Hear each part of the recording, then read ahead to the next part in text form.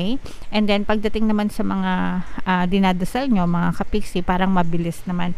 Ito yung sinasabi natin, no? Within the next few weeks, medyo may kabilisan ito, mga kapiksi, lalo na kung wala kayong blocks, guys, kasi parang ang bilis dumating sa inyo nitong mga bagay na pinagdadasal nyo, mga kapiksi, okay?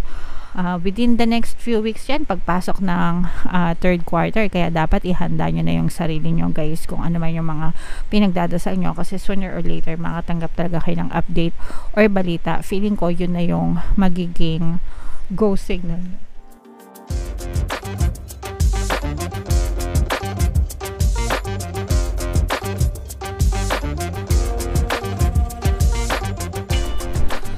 Hello guys, hello Pisces, welcome back to Pinoy Pixie Tarot. Ang pamagat ng episode natin for tonight is second quarter kapalaran para ngayong April, May, June, mga kapiksi para sa Pisces, Sun, Moon, Rising, Sign, and Venus. General reading lang guys, pwede mag-resonate, pwede hindi.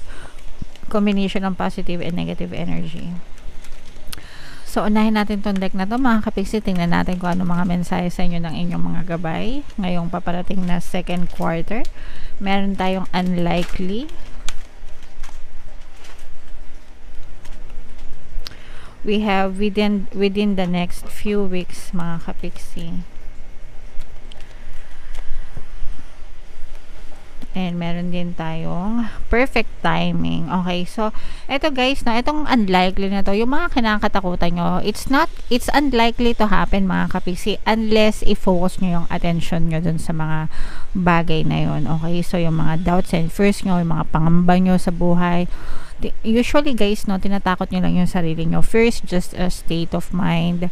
Nasa isip lang yan. It won't happen unless buhusan nyo siya ng atensyon at panahon. Kasi pag binubuhusan nyo siya ng atensyon at panahon, binubuhusan nyo siya ng energy, mga kapiksi. So, it's definitely going to happen kapag ka ganun. But it's unlikely to happen kapag ka hindi mo siya pinapansin. So, ignore.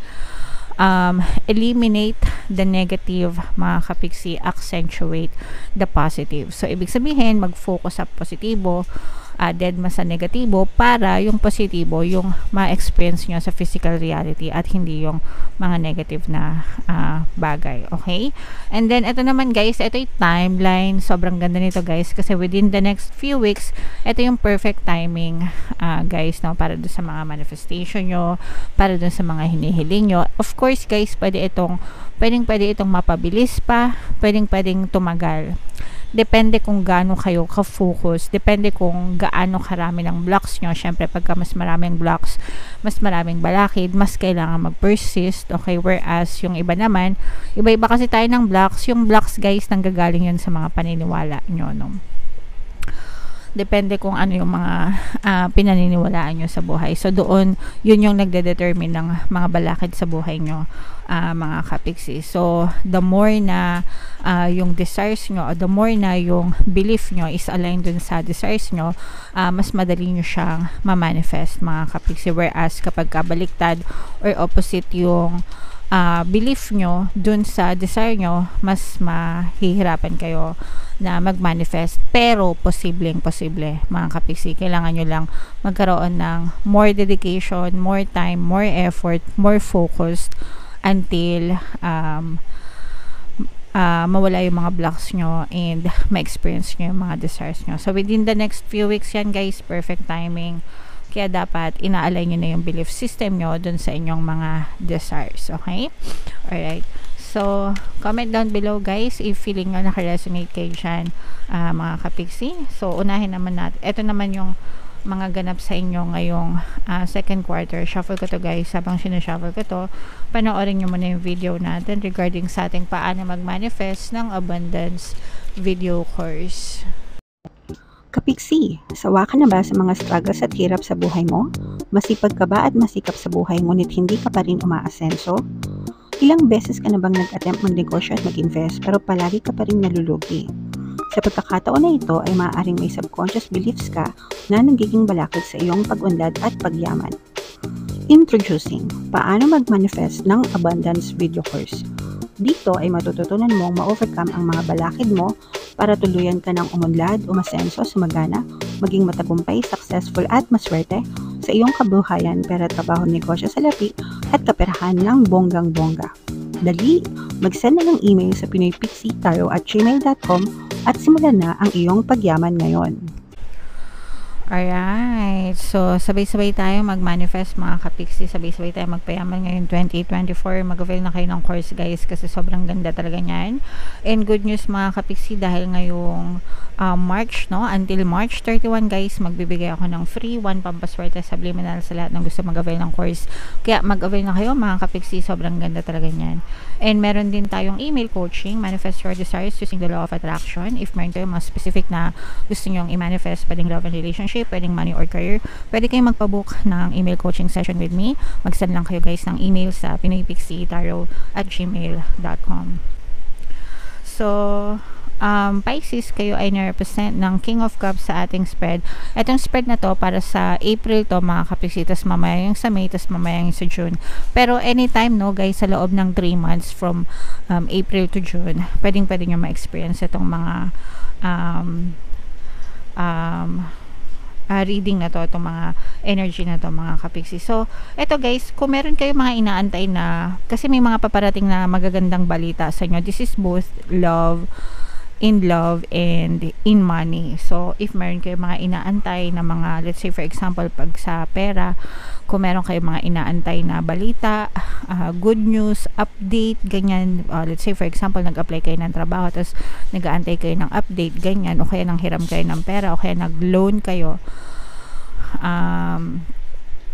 mga ganyan, paparating ito sa inyo guys, no? So, konting tiis lang, konting tiyagaan lang kasi matatanggap nyo rin yung good news sa pera na inaantay nyo. And pagdating naman sa relationship guys, maganda yung communication nyo, yung connection nyo with your partner or specific person, whether LDR kayo or kahit hindi kayo LDR mga kapiksi, nakikita natin na maganda yung connection nyo. Very relaxed kayo guys, very chilled yung energy nyo pagdating sa pagdating sa relationship mga kapiksi. And ito guys, no, nakikita natin ito yung sinasabi ko sa inyo, this is unlikely to happen. Ito yung mga fears, mga doubts, mga takot, mga ine-entertain nyo na negative thoughts sa isip nyo. It's unlikely to happen unless i-focus nyo ang attention nyo dito mga kapiksi, kasi pinapahirapan nyo lang yung sarili nyo guys, okay? And then pagdating naman sa mga dinadasal nyo mga kapiksi, parang mabilis naman. Ito yung sinasabi natin, no, within the next few weeks, medyo may kabilisan ito mga kapiksi, lalo na kung wala kayong blocks guys, kasi parang ang bilis dumating sa inyo nitong mga bagay na pinagdadasal nyo mga kapiksi, okay?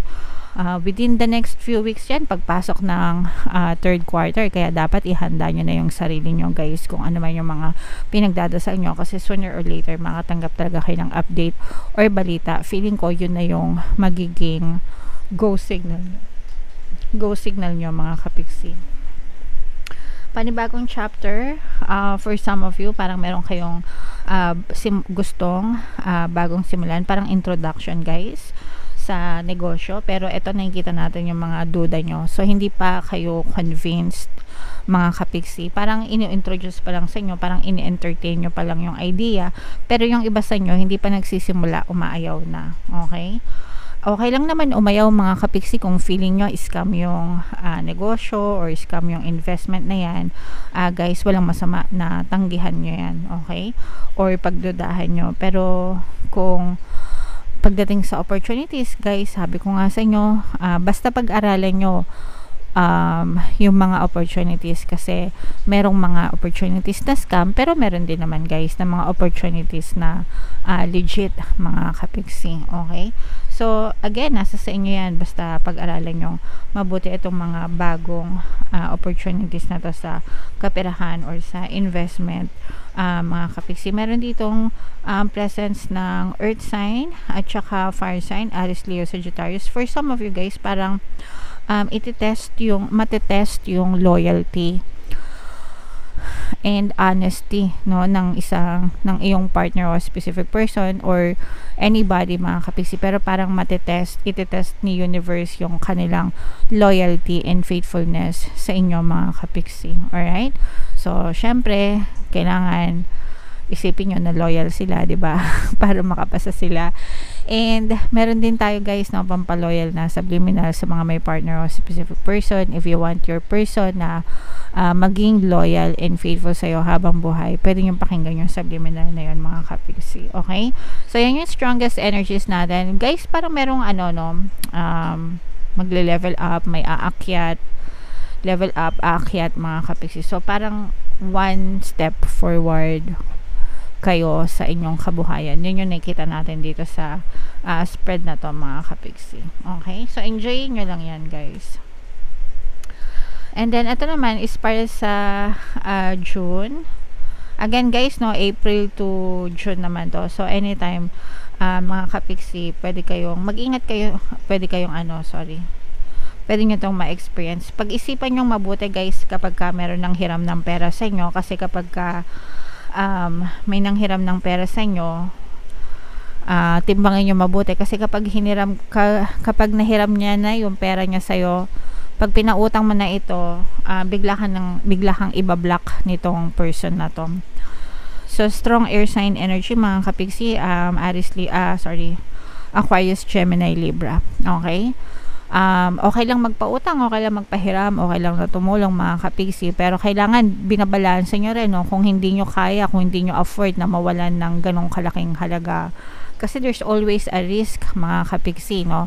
Let's say for example, nang hiram ng 500 pesos, 50-50 yan guys. Pwedeng bumalik sa inyo yung 500, pwedeng hindi na bumalik sa inyo yung 500. Okay? Ganun palagi yan tuwing nagpapautang kayo or nagpapahiram kayo ng pera. So, kailangan handa kayo guys. No? Kahit kakilala nyo pa yan, kahit kaklose nyo pa yan, minsan kahit kamag-anak. Madalas nga kamag-anak, pag pinautang, hindi na yan bumabalik, diba?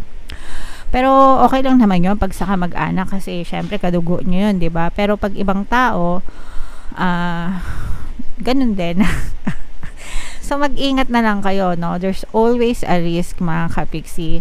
So kung magpapahiram kayo ng pera, okay lang naman, pero yung afford nyo na mawala sa inyo, okay? Hindi yung sometimes kasi kapag hindi na ibalik sa inyo, syempre nasisira yung relasyon, 'di ba? Yung pagsasamahan nyo sa halagang 500, 'di ba? Sa halagang 1,000, minsan ganon.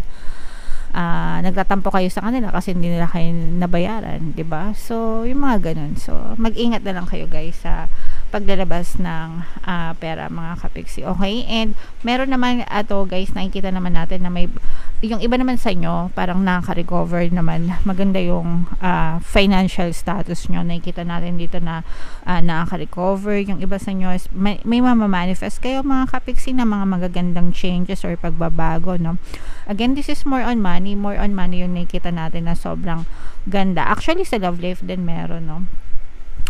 Pwedeng merong kumatok sa inyo na bagong, yung iba sa inyo guys, parang feeling ko magbababay kayo dun sa mga ex nyo, parang magkakaroon ng closure sa mga ex nyo. If meron kayong mga pending na walang closure na relationship, magkakaroon ng ending yan mga kapiksi. Parang magbe-break kayo ng formal, or talagang matatanggap nyo na wala na to, ginosted na ako nito, it's over, tapos mag-move on na kayo sa next na relationship. Ganun yung nakikita nating pattern sa relationship ninyo mga kapiksi. Okay? So, eto guys, i-mind nyo na yan lahat, no? Mind magagandang pagbabago, mind manifestation, mind level up, kasi yung nakikita natin sa inyo guys, level up ng pamumuhay, ganyan-ganyan mga kapiksi. So, lahat yan, very positive energy, i-mind nyo na lahat sa comment section. Okay? Alright, so, comment down below guys, if feeling nyo naka-resonate kayo dyan. Ito yung ating mga pampaswerte subliminal guys, pakinggan nyo para talagang umasenso kayo. And ito naman yung ating success stories ng paano mag-manifest ng abundance video course.